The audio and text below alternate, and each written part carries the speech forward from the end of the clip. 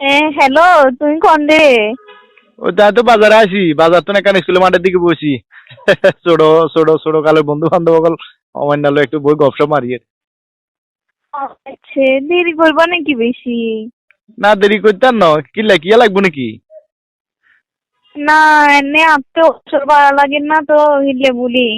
এসা শুনো না, তোমার ছাড়া আপতে 1 মিনিটও ভালো লাগে না, তাড়াতাড়ি চলে আইও বাড়ি। আসা নে, বাপরে বাপ জামাইলা কেন হঠাৎ করে ভালোবাসা তাকের উতরা হয়। আচ্ছা চলিয়াই দাও, চলিয়াই হবে তো 7 আনা বাজছে টাকা করর। চলিয়াই তো। আচ্ছা তোমার একখান কথা জিজ্ঞামু, মনে কষ্ট যাবে না কোনো তোমার? না, মনে কষ্ট যাইতো না, কি কইবা কনা? আচ্ছা আজ দেখলাম যে আর বিয়ের হরেতুন, মানে তোমার বিয়ে করবার হরেতুন তুই আরে এত ভালোবাসো, এত খেয়াল করো, এত টেক কেয়ার করো। এই যে দেখতে সুন্দর সুন্দরী লেখা হওয়া, শিক্ষাগত যোগ্যতা থেকে শুরু করি আচার আচরণ, ভাষা ব্যবহার, কথাবার্তা, হায়া মায়া, এই যে খেয়াল রাখন যে স্বামীকে কিভাবে খেয়াল রাখতে হইব, সব কিছু মানে তোমার অভিজ্ঞতা আছে, তোমার ধারণা আছে। তুই এত ভালোবাসা দিছো, মানে বিয়ের হরেতুন আরে এত ভালোবাসা দিছো, এত টেক কেয়ার করি, এত খেয়াল রাখছো। আসলে এটা তো সব পুরুষের কোয়ালে নাই, কোয়ালে থাকে না।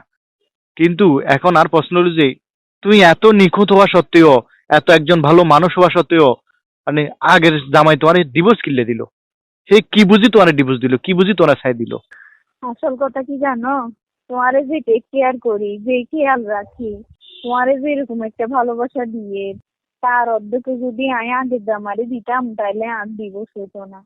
এর লগে তো আমি যেরকম একটা ভাষা ব্যবহার দিতাম, হাত টুন কাপ গরম উঠে যেত না, চিল্লি করতাম, ইয়ার কোনো কথা শুনতাম না, যেখানে যাইতে মানা করতে হেন আরো বেশি যেতাম, যেন করতে মানা করতে হেন আরো বেশি করতাম, এক কান করলে আর এক কান শুনতাম।